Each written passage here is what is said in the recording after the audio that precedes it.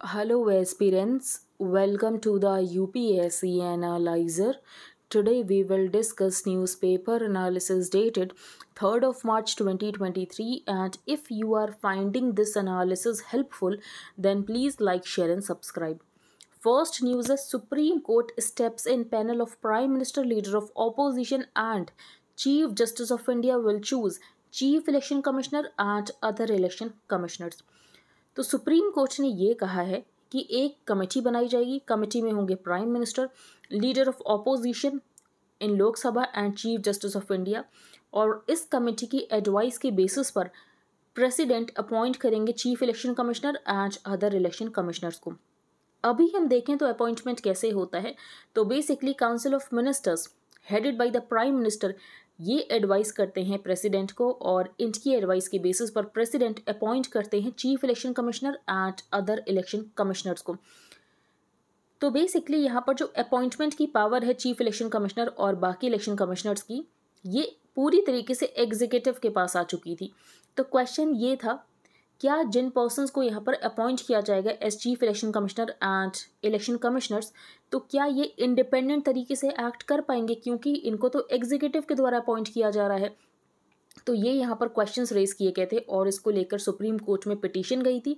तो Supreme court का यहाँ पर वर्डिक्ट आ चुका है, और वर्डिक्ट ये है कि यहाँ पर एक पैनल बनेगा और पैनल के एडवाइस के बेसिस पर चीफ इलेक्शन कमिश्नर एंड बाकी इलेक्शन कमिश्नर्स को अपॉइंट किया जाएगा।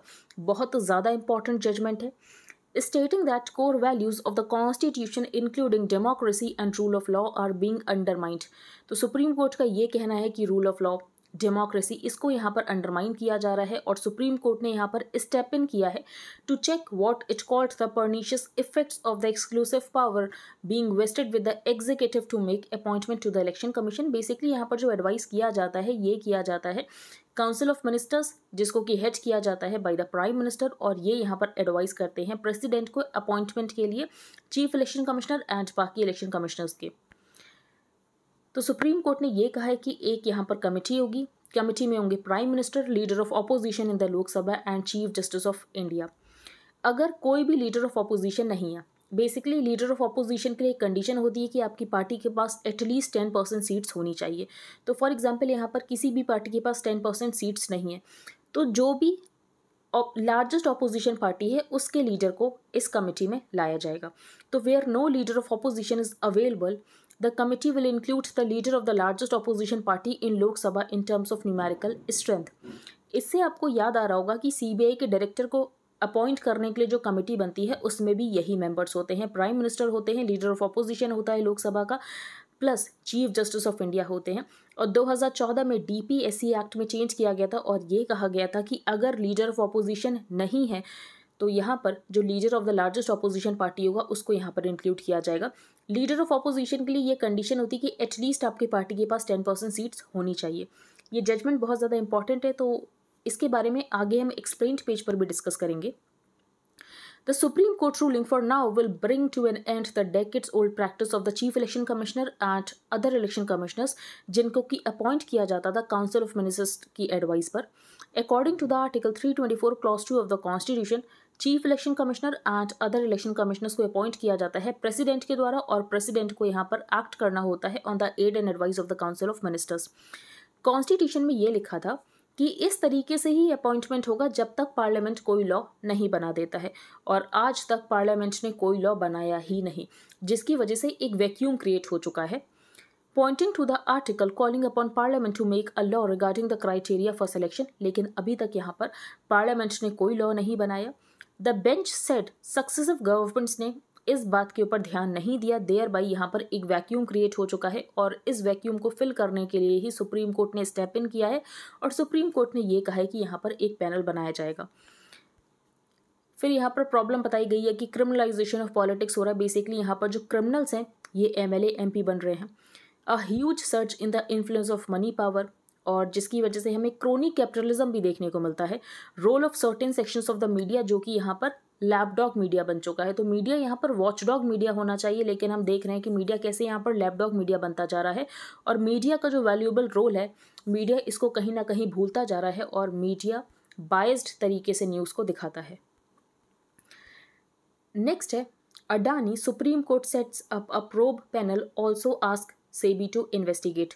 तो सुप्रीम कोर्ट ने यहाँ पर एक पैनल बना दिया है। पैनल के कौन से मेंबर्स हैं इसको हम एक्सप्लेन्ड पेज पर देख लेंगे, ज़्यादा इंपॉर्टेंट नहीं है कि पैनल के कौन से मेंबर्स हैं, लेकिन सुप्रीम कोर्ट ने सेबी को ये कहा है कि आप भी अपनी इन्वेस्टिगेशन को कंटिन्यू रखो। और इस पैनल को ये कहा गया है कि आप जो हमें रिपोर्ट्स दोगे इसको आप सील्ड कवर में देना।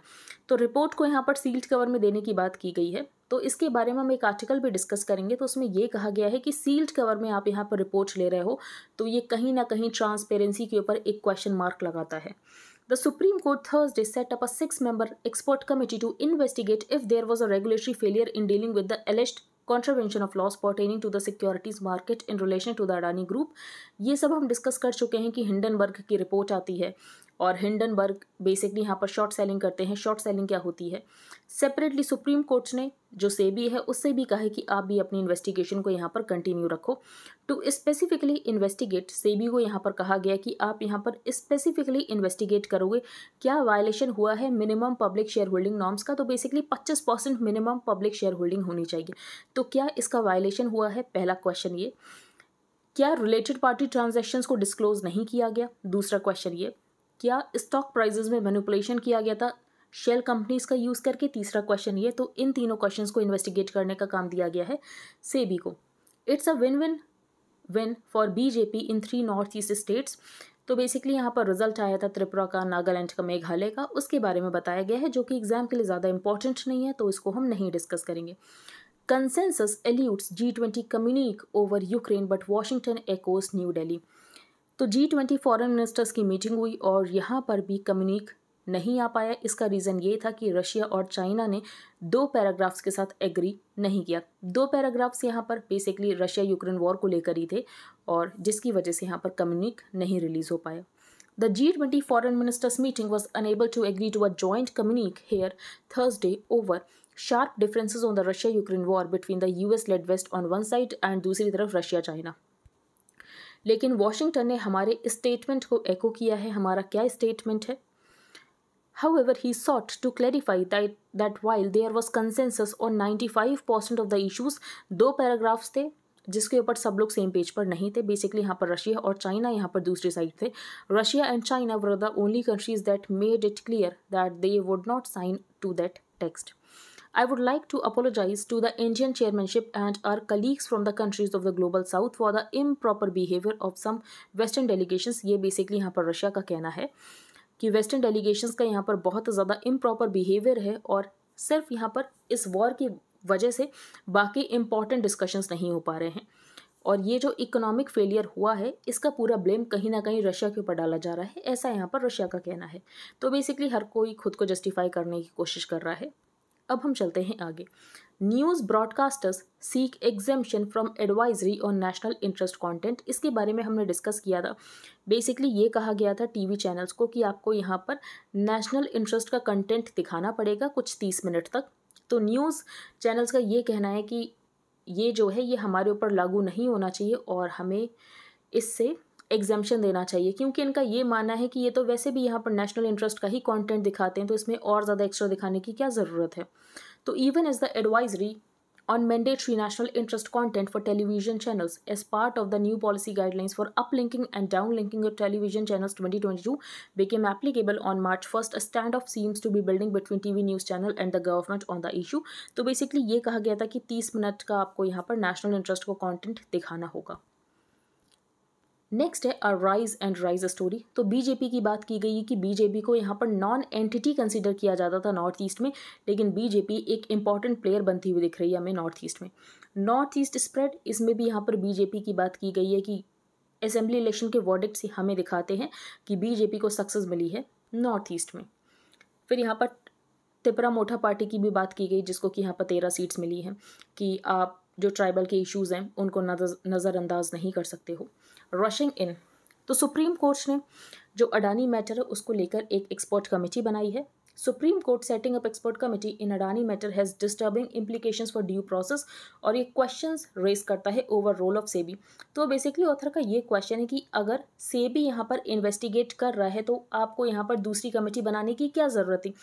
फॉर एग्जाम्पल सेबी अपनी रिपोर्ट देता है और जो यहाँ पर सुप्रीम कोर्ट ने एक्सपर्ट कमेटी बनाई है ये अपनी रिपोर्ट देता है, और दोनों में कॉन्ट्रडिक्शंस होते हैं। तो किसकी रिपोर्ट को सही कंसिडर किया जाएगा? ऑन जनवरी 24 हिंडनबर्ग रिसर्च ने एक रिपोर्ट पब्लिश की और यहाँ पर बहुत ज़्यादा एलिगेशंस लगाए गए अगेंस्ट द अडानी ग्रुप कि अडानी ग्रुप में स्टॉक मैनिपुलेशन होता है, अकाउंटिंग फ्रॉड हो रहा है, शेल कंपनीज का यूज़ किया जा रहा है। Share prices of the Adani group companies उसके बाद से बहुत ज़्यादा नीचे आ गए, यहाँ तक कि बेसिकली लोअर सर्किट को भी टच कर रहे थे।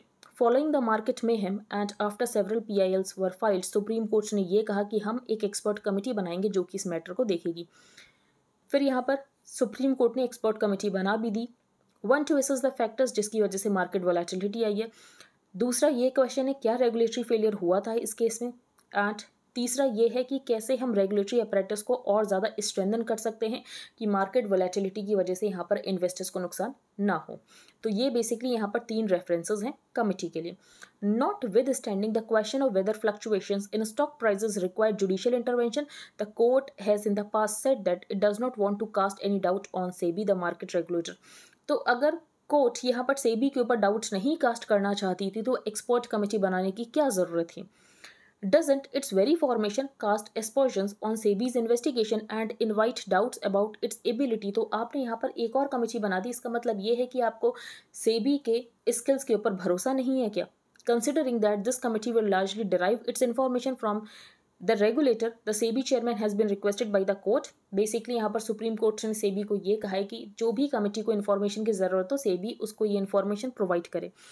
Will this panel's views be considered more authoritative than SEBI's? For example यहाँ पर सेबी रिपोर्ट देता है और ये जो सुप्रीम कोर्ट का एक्सपर्ट कमेटी है ये रिपोर्ट देती है और दोनों में कॉन्ट्रडिक्शन होते हैं, तो किसकी रिपोर्ट को सही कंसिडर किया जाएगा? The SEBI has been bestowed with a wide range of powers in its affidavit filed before the Supreme Court. SEBI has stated कि SEBI यहाँ पर एक detailed examination कर रही है अडानी stocks का. The examination is also expected to extend to market activity. While in the past there have been instances of the regulators' investigations being long drawn out, considering that the court has asked SEBI to conclude its investigation into the matter within 2 months, it would have been more prudent कि basically यहाँ पर SEBI की report का wait करना चाहिए था, supreme court को यहाँ पर एक्सपर्ट कमेटी बनाने की ज़रूरत नहीं थी। ये ऑथर का व्यू पॉइंट है। एंड बेसिकली येस्टरडे मैंने एक कमेंट देखा था एंड आई थिंक कोई स्टूडेंट ये कह रहा था कि मैं बहुत ज़्यादा डिस्कस कर रही हूँ जो कि एग्ज़ाम के लिए इंपॉर्टेंट नहीं है। ऐसा नहीं है कि एग्ज़ाम के लिए इंपॉर्टेंट नहीं है, आपके पास अंडरस्टैंडिंग होनी चाहिए, इसीलिए हम डिटेल में डिस्कस करते हैं। अगर बेसिकली आपको सिर्फ समरी जाननी है तो मैं सिर्फ उतना भी कर सकती हूँ, ये मेरे लिए और ज़्यादा आसान होगा। जो वीडियो है ये बेसिकली वीडियो की लेंथ यहाँ पर और ज़्यादा कम ही हो जाएगी। तो अगर आप ऐसा चाहते हो तो आप मुझे कॉमेंट सेक्शन में बता सकते हो, मैं सिर्फ आपको समरी बता दिया करूँगी। नेक्स्ट है मोर इंडिपेंडेंट कमीशन। तो यहाँ पर बात की गई इलेक्शन कमीशन की कि इलेक्शन कमीशन यहाँ पर ज़्यादा इंडिपेंडेंट हो पाएगी क्योंकि सुप्रीम कोर्ट का ये कहना है कि यहाँ पर एक कमेटी बनाई जाएगी और कमेटी यहाँ पर एडवाइस करेगी। उस एडवाइस के बेसिस पर प्रेसिडेंट यहाँ पर अपॉइंट करेंगे chief election commissioner and other election commissioners को। ये जो केस है जिसमें सुप्रीम कोर्ट का वर्डिक्ट आया, इस केस का नाम है Anoop Barnwal versus Union of India. Article 324 clause 2 of the constitution ये कहता है कि चीफ इलेक्शन कमिश्नर एंड बाकी इलेक्शन कमिश्नर्स को यहाँ पर अपॉइंट किया जाएगा प्रेसिडेंट के द्वारा, और अगर यहाँ पर लॉ बनाता है पार्लियामेंट तो पार्लियामेंट जैसा भी लॉ बनाएगा उसके बेसिस पर यहाँ पर प्रेसिडेंट अपॉइंटमेंट करेंगे। लेकिन बात यह है कि पार्लियामेंट ने आज तक कोई लॉ बनाया ही नहीं, yet no law was enacted by parliament in this regard. Taking advantage of this scenario the dispensation at the centre chief election commissioner and बाकी इलेक्शन कमिश्नर्स को चूज करती है। और बेसिकली अगर एग्जीक्यूटिव यहाँ पर चूज़ कर रही है तो यहाँ पर क्वेश्चन आता है क्या यहाँ पर जो इलेक्शन कमीशन है ये रूलिंग पार्टी के अगेंस्ट एक्ट करेगी, तो जिसकी वजह से यहाँ पर इलेक्शन कमीशन के ऊपर एज अ बॉडी कि ये कितनी इंडिपेंडेंट है इसके ऊपर यहाँ पर क्वेश्चंस रेज होते हैं। According to the proviso to Article 324 Clause 5, a special protection against removal is given to Chief Election Commissioner. तो Chief Election Commissioner का रिमूवल कैसे हो सकता है? तो Chief Election Commissioner का रिमूवल हो सकता है एज अ जज ऑफ द सुप्रीम कोर्ट। तो सुप्रीम कोर्ट के जज को जिस तरीके से रिमूव किया जाता है उस तरीके से ही चीफ इलेक्शन कमिश्नर का रिमूवल हो सकता है। इसका मतलब ये है कि यहाँ पर चीफ इलेक्शन कमिश्नर के इंडिपेंडेंस को इंश्योर किया गया है, लेकिन बाकी इलेक्शन कमिश्नर्स के लिए ऐसा नहीं लिखा हुआ है। तो बाकी इलेक्शन कमिश्नर्स को कैसे रिमूव किया जा सकता है उसके बारे में ये नहीं लिखा हुआ है कि बेसिकली यहाँ पर सुप्रीम कोर्ट के जज की तरह रिमूव किया जाएगा। तो दूसरा यहाँ पर पिटीशन में ये भी कहा गया था कि जो बाकी इलेक्शन कमिश्नर्स को भी रिमूव किया जाए, ये भी सुप्रीम कोर्ट के जज की तरह ही हो, लेकिन इसके ऊपर यहाँ पर सुप्रीम कोर्ट ने जजमेंट नहीं दिया है। तो according to the provision to article 324 clause 5, a special protection against removal is given to the chief election commissioner while not extending the same immunity to the other election commissioners। तो इसमें ये लिखा हुआ है कि जो चीफ इलेक्शन कमिश्नर है shall not be removed from his office except in like manner and on the like grounds as a judge of the Supreme Court। तो चीफ इलेक्शन कमिश्नर को यहाँ पर रिमूव किया जा सकता है जिस तरीके से रिमूव किया जाता है एज अ जज of the Supreme court. An independent committee consisting of the Prime Minister, Leader of the Opposition in the Lok Sabha or the Leader of the largest party in opposition and the Chief Justice of the India for selecting the Chief Election Commissioner is a great leap towards a sustainable democracy।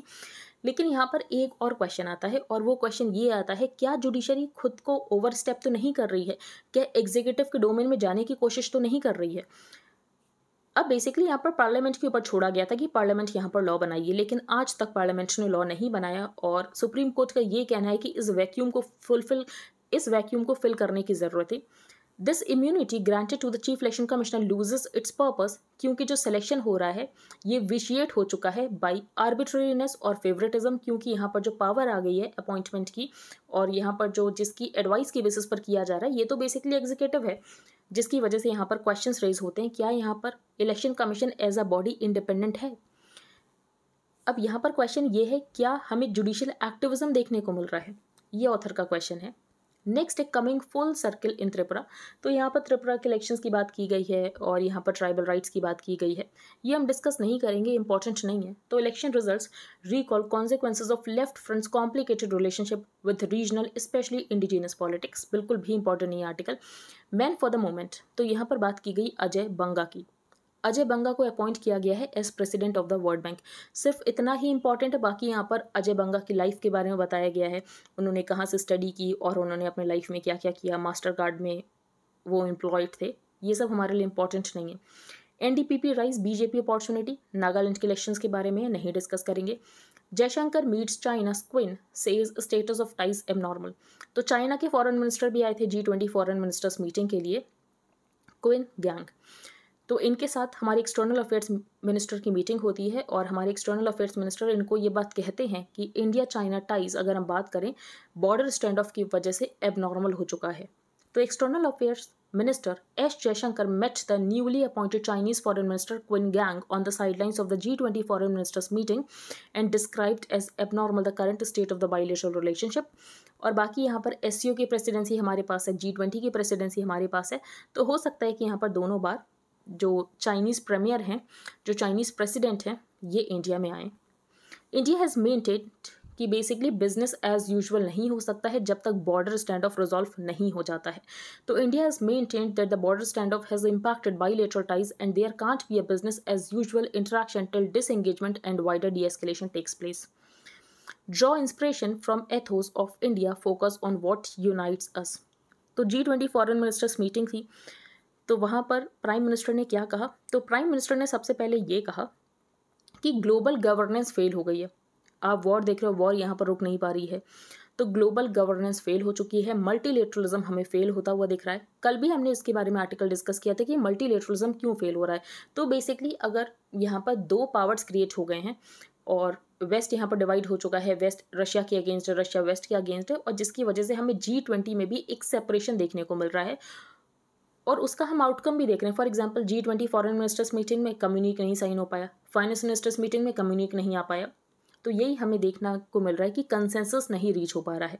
Stressing that global governance has failed to prevent wars, तो prime minister Modi ने ये कहा है कि दुनिया को हमारे civilisational ethos से सीखने की ज़रूरत है। To draw inspiration from India civilisational ethos, कि हमें उसके ऊपर फोकस करना चाहिए कि जिससे हम यूनाइट हो रहे हैं, ना कि उसके ऊपर फोकस करना चाहिए जिससे हम डिवाइड हो रहे हैं। तो to focus not on what divides us but on what unites us.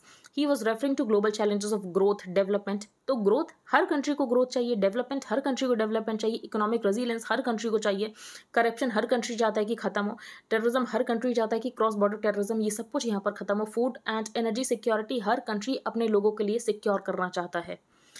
तो इनके ऊपर फोकस करने की ज़रूरत है। ऐसा नहीं है कि यूक्रेन और रशिया वॉर जो है इसके ऊपर कंसेंसस नहीं रीच हो रहा तो कोई बात नहीं, लेकिन बाकी इश्यूज़ के ऊपर तो आप यहाँ पर डिस्कशन करो। The experience of the last few years financial crisis climate change, pandemic, terrorism and wars clearly shows that global governance कहीं ना कहीं फेल हो गई है in both its mandates. यहाँ पर फास्ट ट्रैक कोर्ट्स की बात की गई है कि फास्ट ट्रैक कोर्ट्स को यहाँ पर बनाया गया था कि स्पीडी डिस्पोजल ऑफ केसेस हो सके, लेकिन फास्ट ट्रैक कोर्ट्स का ये यहाँ पर जो हम रिजल्ट देख रहे हैं ये बहुत अच्छा नहीं रहा है. तो centre set up 1023 fast track special courts in 2019 including 389 exclusive POCSO courts across all states, कि जिसकी वजह से यहाँ पर स्पीडी ट्रायल और डिस्पोजल ऑफ केसेस हो सके related to rape and the POCSO act. India can push Russia Ukraine dialogue Meloni. तो राइसीना डायलॉग हो रहा है. राइसीना डायलॉग के बारे में हमने डिस्कस भी किया था. बेसिकली यहाँ पर ईरान के फॉरेन मिनिस्टर ने आने से मना कर दिया था क्योंकि जो टीज़र रिलीज़ किया गया था ये यहाँ पर ईरान के फॉरेन मिनिस्टर को पसंद नहीं आया क्योंकि एंटी हिजाब प्रोटेस्ट उसमें दिखा दिया गया था. India can push Russia Ukraine dialogue Meloni. India Italy identify defence as one of the areas where they can start a new chapter. अगर हम इंडिया इटली रिलेशंस की बात करें तो कुछ इश्यूज थे. For example Augusta Westland scam हो गया था.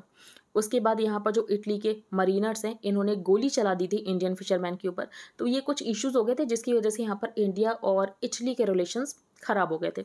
लेकिन अब वापस यहाँ पर दोनों ही कंट्रीज़ को ऑपरेट करने की कोशिश कर रहे हैं. तो banking India for the leadership of the global south. तो इंडिया यहाँ पर बात करता है कि G20 में हम यहाँ पर वॉइस बनेंगे ग्लोबल साउथ की. Visiting prime minister of Italy Giorgia Meloni said on Thursday that Delhi, which is holding the G20 presidency, ये सेंट्रल रोल प्ले कर सकता है नेगोशिएशन को फैसिलिटेट करने के लिए और रशिया यूक्रेन जो वॉर है, जो हॉस्टिलिटी है, इसको ख़त्म करने में. तो इंडिया का बेसिकली ये कहना, हम तो बहुत पहले से ही कह रहे हैं कि बेसिकली वायलेंस से, हॉस्टिलिटी से कुछ नहीं मिलने वाला है, इसको ख़त्म करने की ज़रूरत है and dialogue and diplomacy is the only way forward. From the very beginning of the Ukraine conflict, India has made it clear that the dispute can only be resolved through dialogue and diplomacy. और India पूरी तरीके से contribute करना चाहता है to any peace process. Global south ये term किसको refer करता है? ये टर्म रेफर करता है डेवलपिंग और लेस डेवलप्ड कंट्रीज़ को इन द वर्ल्ड, और इसको कहते हैं ग्लोबल साउथ. आपको यहाँ पर जोग्राफी के अकॉर्डिंग नहीं समझना. बेसिकली ऑस्ट्रेलिया साउथ का पार्ट है, लेकिन उसके बाद भी ये ग्लोबल नॉर्थ का पार्ट हुआ, ये ग्लोबल साउथ का पार्ट नहीं है. तो डेवलपिंग और लेस डेवलप्ड कंट्रीज़ इसको रेफर किया जाता है as global south. Specially developing countries बहुत ज़्यादा अफेक्टेड हुए हैं क्योंकि इस वॉर की वजह से फूड के प्राइसेस, फ्यूल के प्राइसेस, फर्टिलाइजर के प्राइसेस, सब में हमें बहुत ज़्यादा इन्फ्लेशन देखने को मिला है. दोनों ही कंट्रीज़ ने, इंडिया और इटली ने, डिसाइड किया है कि अपनी टाइज को एलिवेट करेंगे to the level of a strategic partnership और दोनों ही कंट्रीज़ डिफेंस सेक्टर में कोलैबोरेट करेंगे. He said the opportunities for co production and co development in defence manufacturing beneficial हो सकती है दोनों ही कंट्रीज़ के लिए. फिर यहाँ पर लेगेसी इशूज़ की बात की गई है. तो बेसिकली यहाँ पर जो इटली के मरीनर्स हैं इन्होंने गोली चला दी थी इंडियन फिशरमैन के ऊपर. फिर यहाँ पर ऑगस्टा वेस्टलैंड स्कैम की बात की गई है, लेकिन दोनों ही कंट्रीज़ इससे आगे आकर कोऑपरेशन करने की बात कर रहे हैं. नेक्स्ट हम चलते हैं आगे. India and Australia sign mechanism to mutually recognise qualifications. ये हम कल ही डिस्कस कर चुके हैं. Myanmar teak trade highly prized dodgy. कल हमने डिस्कस किया था बेसिकली यहाँ पर जो इन्वेस्टिगेशन की गई थी और इन्वेस्टिगेशन में हमें क्या पता चला. तो म्यांमार टीक ट्रेड की अगर हम बात करें तो बहुत ज़्यादा इलीगल टीक ट्रेड होता है और यूरोपियन यूनियन यूएस ने यहाँ पर सैंक्शंस भी लगा रखे हैं कि म्यांमार का जो टीक है ये नहीं आएगा यूएस में.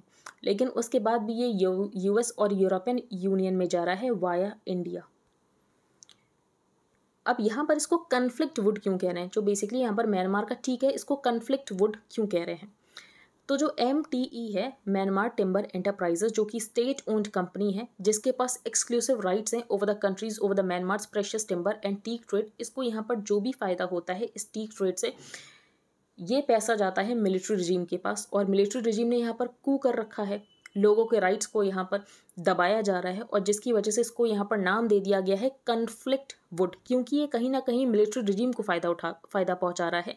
ये रेवेन्यू स्ट्रीम बन चुका है for the military regime. The MTE has held an estimated dozen timber auctions since the coup and sales of this conflict would.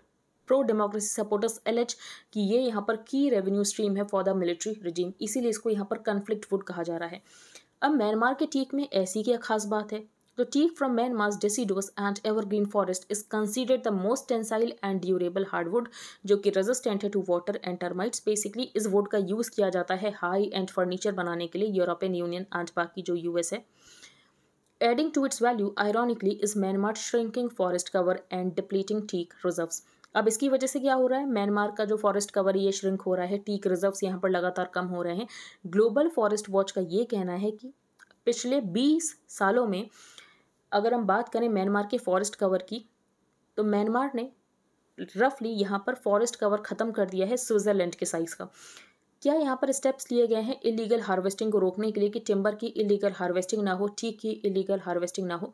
तो 2013 में यूरोपियन यूनियन ने इंट्रोड्यूस किया था यूरोपियन यूनियन टिम्बर रेगुलेशन, जो कि यहाँ पर टिम्बर मर्चेंट्स के ऊपर रिस्पॉन्सिबिलिटी डालता है कि आपको यहाँ पर ड्यू डिलिजेंस देखने की ज़रूरत है और इलीगल टिम्बर नहीं आना चाहिए यूरोपियन यूनियन की मार्केट में। तो यूरोपियन यूनियन यहाँ पर इंट्रोड्यूस करता है EUTR। ईयर लेटर म्यांमार खुद से ही बैन कर देता है कि होल लॉग्स का एक्सपोर्ट नहीं होगा। लेकिन उसके बाद भी यहाँ पर 2000 से लेकर 2013 की बात करें तो जो 70% लॉग्स एक्सपोर्ट किए गए थे म्यांमार से, ये इलीगल तरीके से हार्वेस्ट किए गए थे। फिर म्यांमार में कू हो जाता है, मिलिट्री रिजीम पावर ले लेती है, तख्ता पलट हो जाता है। उसके बाद यूरोपियन यूनियन और US सैंक्शंस इम्पोज कर देते हैं on all timber trade with Myanmar and categorised MTE as a banned entity. और उसके बाद यहाँ पर आता है इंडिया पिक्चर में, तो वाया इंडिया ये टीक जाने लगता है US और यूरोपियन यूनियन में। तो despite this the flow of teak originating from Myanmar continues into the US and several European Union countries as borne out by global trade data. Following the ban on export of whole logs, a new regulation size came in for only teak and sizes to be exported, and since the beginning of this year these sizes to have been reduced. लेकिन उसके बाद हम देखें तो यहाँ पर via India ये teak जो है ये जाता है US और यूरोपियन यूनियन में। Conflict would under sanctions priced Myanmar teak finds its way to US European Union markets via India. तो रिकॉर्ड से हमें ये पता चला है कि India and China a leakage country the second largest importer of conflict wood from Myanmar. इसको conflict would क्यों कहते हैं ये हमने देख लिया। बेसिकली ये रेवेन्यू स्ट्रीम बन चुका है मिलिट्री रिजीम के लिए जो कि म्यांमार में है। India hasn't banned teak imports from Myanmar for exports to the US and European Union. तो ये जो सप्लाईज हैं टीक के ये पहुँच रहे हैं यूरोपियन यूनियन और US में।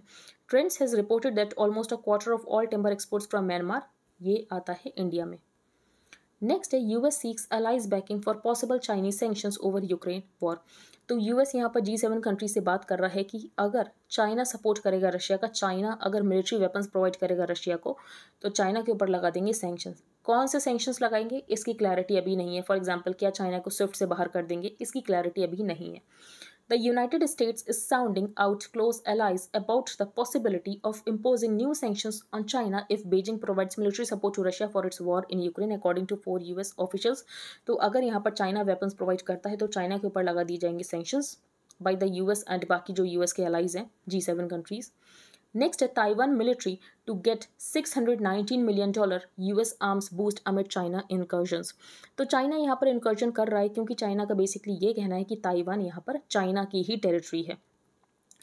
Taiwan has complain for the past 3 years कि चाइना अपनी मिलिट्री एक्टिविटीज़ को स्टेप अप कर रहा है और बीजिंग ये दिखाना चाहता है, अपनी सॉवरेनिटी को दिखाना चाहता है।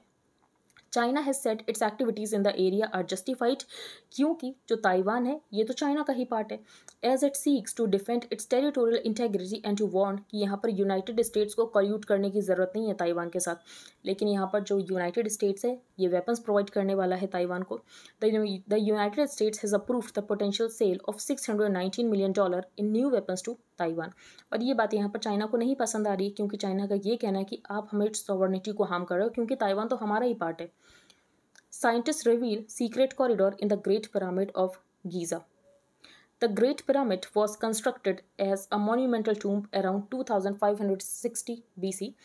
ये ज़्यादा इंपॉर्टेंट नहीं है तो हम इसको स्किप कर सकते हैं। आगे हम चलते हैं। Methane emissions by fossil fuel firms. तो मीथेन एमिशन बहुत ज़्यादा हो रहा है। ये फर्म्स यहाँ पर बात तो करते हैं क्लाइमेट चेंज की कि क्लाइमेट चेंज को लेकर हम बहुत कंसर्न्ड हैं और क्लाइमेट चेंज को लेकर हम स्टेप्स लेंगे, लेकिन एक्चुअली ये कर कुछ नहीं रहे हैं। तो methane emission by fossil fuel firms according to the International Energy Agency's annual methane global tracker report, fossil fuel companies ने एस्टिमेट किया है 120 million metric tons of methane into the atmosphere in 2022, जो कि 2019 से बहुत थोड़ा सा कम है। The report added that these companies have done almost nothing. In companies ने कुछ भी नहीं किया है एमिशंस को कम करने के लिए। भले ही इन्होंने प्लेजेस बहुत बड़े बड़े किए हैं कि हम यहाँ पर लीकिंग इंफ्रास्ट्रक्चर को फिक्स करेंगे। ऑलमोस्ट 75% जो मीथेन एमिशंस हो रहा है ये एनर्जी सेक्टर से हो रहा है और इसको आसानी से कम किया जा सकता है अवेलेबल टेक्नोलॉजी का यूज़ करके। तो almost 75% of methane emissions from the energy sector इसको आसानी से रिड्यूस किया जा सकता है अवेलेबल टेक्नोलॉजी का यूज़ करके। और इसकी जो कॉस्ट होगी, अगर हम बात करें ऑयल और गैस इंडस्ट्री का जो भी रेवेन्यू है उसका सिर्फ 3% उनको यूज़ करना होगा और ये 75% मीथेन एमिशंस को कम कर सकते हैं। लेकिन ये इनके पास विल ही नहीं है काम करने का। अगर इनके पास इच्छा शक्ति होगी तो ये काम कर सकते हैं, लेकिन ये नहीं करना चाहते हैं। तो ultimately reducing 75% of the wastage of natural gas, इसकी वजह से जो ग्लोबल टेम्परेचर है इसको कम किया जा सकता है by nearly 0.1 degree Celsius by mid century. Next है Supreme Court verdict on Election Commission of India appointments. 5 जज bench of the Supreme Court ने ये कहा है कि एक यहाँ पर कमेटी बनेगी जिसमें प्राइम मिनिस्टर होंगे, लीडर ऑफ अपोजिशन होंगे लोकसभा के, और चीफ जस्टिस ऑफ इंडिया होंगे। और ये यहाँ पर बताएंगे कि किसको यहाँ पर चीफ इलेक्शन कमिश्नर बनाना चाहिए और बाकी इलेक्शन कमिश्नर्स किसको बनाना चाहिए। आर्टिकल 324 ऑफ द कॉन्स्टिट्यूशन यहाँ पर इलेक्शन कमीशन से डील करता है। Article 324 clause 2 reads the election Commission shall consist of the chief election commissioner and such number of other election commissioners, जो कि president time to time fix करेंगे कि बाकी इलेक्शन कमिश्नर्स कितने होने चाहिए।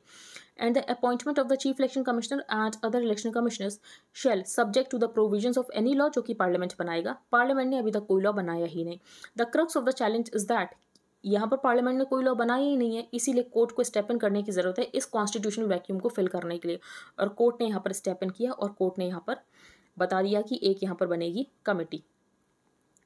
अब लार्जर क्वेश्चन ये है, क्या जुडिशरी ओवर स्टेप कर रही है अपने रोल को? The judiciary is overstepping its role in filling this gap in the law. ये यहाँ पर क्वेश्चन है, क्या हमें जुडिशियल एक्टिविज्म होता हुआ दिख रहा है? अब यहाँ पर कुछ क्वेश्चंस और एग्जामिन करने थे कि बाकी जो 2 इलेक्शन कमिश्नर्स को रिमूव किया जाता है, क्या उसका प्रोसेस भी यहाँ पर चीफ इलेक्शन कमिश्नर की तरह ही होना चाहिए, क्योंकि चीफ इलेक्शन कमिश्नर को रिमूव किया जा सकता है एज अ जज ऑफ द सुप्रीम कोर्ट। और दूसरा यहाँ पर क्वेश्चन था कि इलेक्शन कमीशन की फंडिंग कैसी होनी चाहिए। तो इलेक्शन कमीशन की फंडिंग के ऊपर भी कुछ नहीं कहा गया है और बाकी यहाँ पर इलेक्शन कमिश्नर्स को कैसे रिमूव किया जाए उसके ऊपर भी कुछ नहीं कहा गया है। As per the current process जो लॉ मिनिस्टर है ये पूल ऑफ सूटेबल कैंडिडेट्स यहाँ पर सजेस्ट करते हैं प्राइम मिनिस्टर को और प्राइम मिनिस्टर यहाँ पर एडवाइस करते हैं प्रेसिडेंट को for appointment. What did the court decide? तो कोर्ट ने क्या डिसाइड किया? तो कोर्ट ने बेसिकली यही डिसाइड किया है कि एक यहाँ पर कमेटी बनेगी। The appointment of the chief election commissioner and the election commissioners shall be made by the president on the advice of A committee consisting of the prime minister. इसके अलावा होंगे leader of the opposition in the Lok Sabha, और अगर कोई भी leader नहीं है, leader of opposition नहीं है, तो जो सिंगल लार्जेस्ट पार्टी है उसके लीडर को यहाँ पर कंसिडर किया जाएगा leader of the opposition for this committee. We make it clear that this will be subject to any law, जो कि यहाँ पर पार्लियामेंट बनाती है। तो फॉर एग्जाम्पल पार्लियामेंट अगर कोई भी लॉ बनाती है तो उसके बाद ये वर्डिक्ट एप्लीकेबल नहीं होगा। तो दिस मीन्स दैट पार्लियामेंट ये जो सुप्रीम कोर्ट का वर्डिक्ट है इसके इफेक्ट को अंडू कर सकती है कोई नया लॉ लाकर। तो पार्लियामेंट यहाँ पर लॉ ला सकती है अगर पार्लियामेंट चाहती है लॉ लाना। अब हम चलते हैं आगे। What are the other findings of the court? तो बेसिकली यही है, क्या बाकी इलेक्शन कमिश्नर्स को भी चीफ इलेक्शन कमिश्नर की तरह ही रिमूव करना चाहिए? तो कोर्ट ने ऐसा रूल नहीं किया। तो court rule that it can't be the same. The constitution states that the chief election commissioner can be removed in a process similar to a जज। फिर यहाँ पर फंडिंग को लेकर भी यहाँ पर कुछ नहीं कहा है, सिर्फ यहाँ पर अपील की गई है कि अर्जेंट नीड है कि यहाँ पर परमानेंट सेक्रेटेरिएट देने की जरूरत है इलेक्शन कमीशन को, और जो एक्सपेंडिचर होना चाहिए इलेक्शन कमीशन का ये चार्ज होना चाहिए on the consolidated fund of India. Adani Hindenburg case, तो सुप्रीम कोर्ट ने यहाँ पर एक्सपर्ट कमेटी बनाई है। यहाँ पर एक्सपर्ट कमेटी के मेंबर्स के नाम है। The Supreme court Thursday order the setting up of A panel of experts headed by a retired supreme court जज, और बाकी मेंबर्स के यहाँ पर नाम है जो कि ज़्यादा इंपॉर्टेंट है नहीं। इकॉनमी पेज पर आज कुछ भी इंपॉर्टेंट नहीं, आप देख सकते हो, बहुत ज़्यादा जनरल न्यूज़ है। NCLT clear second option for RCAP। Swiggy ने अपना क्लाउड किचन बिजनेस बेच दिया है। एग्जाम के लिए बिल्कुल भी इंपॉर्टेंट नहीं है। आज के न्यूज़पेपर में इतना ही था। अगर आपको इंडियन एक्सप्रेस का हाईलाइटेड पोर्शन चाहिए plus static part related to every topic, तो आप मार्च मंथ के लिए बाय कर सकते हो। ये आपको कॉस्ट करेगा 100 रुपीज़ पर मंथ। इसके लिए आपको क्या प्रोसीजर फॉलो करने की ज़रूरत है? तो सबसे पहले आपको अपने टेलीग्राम अकाउंट का एक यूज़र नेम बनाना है। Then you have to change your privacy settings. For that आपको सेटिंग्स में जाना है, then privacy and security, then groups and channels, who can admit to the group chats. वहाँ पर आपको एवरीबडी चूज़ करना है। You can pay via UPI to the mentioned UPI ID and then you have to send payment proof along with your telegram user ID to the mentioned email ID। Second programme है current affairs revision series, जिसमें last 1.5 years के current affairs cover किए जा रहे हैं for this upcoming prelims. अगर आपको join करना है तो आप ज्वाइन कर सकते हो इस पर्टिकुलर मेल ID पर मेल करके। एक बार हम रिवाइज कर लेते हैं। तो फर्स्ट पेज पर जो सुप्रीम कोर्ट का वर्डिक्ट आया है कि चीफ इलेक्शन कमिश्नर एंड बाकी इलेक्शन कमिश्नर्स को कैसे अपॉइंट किया जाएगा, तो उसके लिए यहाँ पर एक पैनल बनेगा जिसमें होंगे prime minister, leader of opposition in the Lok Sabha and chief justice of India. Then हमने यहाँ पर डिस्कस किया कि सुप्रीम कोर्ट ने यहाँ पर एक्सपर्ट कमेटी बनाई है और जो कि यहाँ पर अडानी हिंडनबर्ग का जो इशू है उसको देखेगी, तो उसके लिए यहाँ पर एक एक्सपर्ट कमेटी बनाई गई है। नेक्स्ट हम चलते हैं आगे। नेशनल इंटरेस्ट कंटेंट को लेकर एडवाइजरी जारी की गई थी, लेकिन न्यूज़ ब्रॉडकास्टर्स एग्जाम्पशन चाहते हैं कि उनके ऊपर ये एप्लीकेबल ना हो।